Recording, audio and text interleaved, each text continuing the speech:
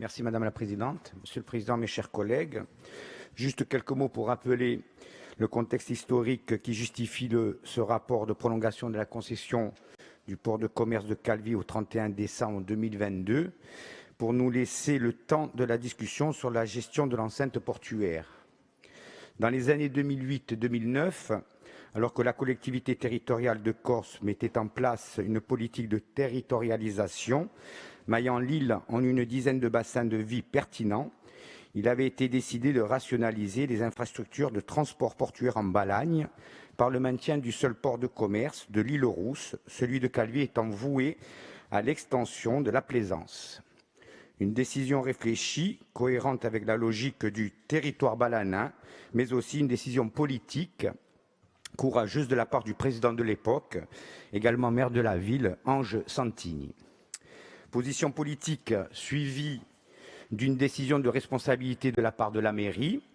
L'arrêt de l'activité du port a été décidé le 11 août 2016 en raison du contexte du durcissement des règles de sécurité et de sûreté liées au plan Vigipirate et à l'état d'urgence décrété par l'État au lendemain des attentats de Nice.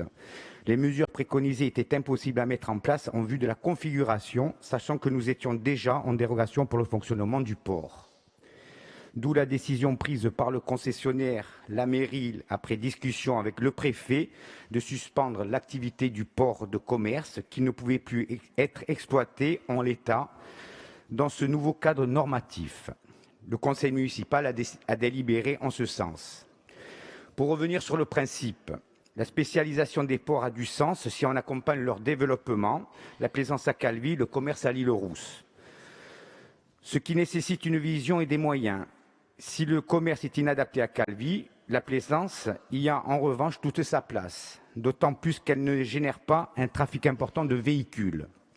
Reste la question de la vocation et de la gestion, cette zone portuaire qui, je vous le rappelle, reste limitée en termes d'espace avec une capacité maximale de 150 véhicules.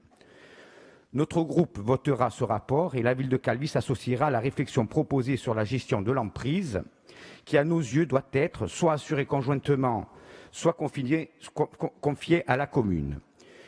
Une gestion purement territoriale de cet espace aurait peu de sens, d'autant plus qu'en limite de cet espace, le terre-plein attenant appartient à la commune, tout comme le théâtre de verdure qui donne sur la jetée est aussi propriété communale. Le théâtre de verdure qui va faire l'objet d'importants travaux de rénovation pour lesquels la commune a obtenu les financements nécessaires et à l'issue desquels le potentiel d'accueil s'en trouvera nettement amélioré avec 1500 places assises et autant debout. Le port en contrebas de la citadelle et la vitrine de Calvi, c'est un bel endroit valorisé, la commune s'y emploie, elle a une vision et des projets. C'est sur cette expérience et cette ambition que nous vous proposons de vous appuyer. Nous restons donc à votre disposition pour définir ensemble la meilleure gestion de l'emprise portuaire de l'ancien port de commerce de Calvi. Je vous remercie.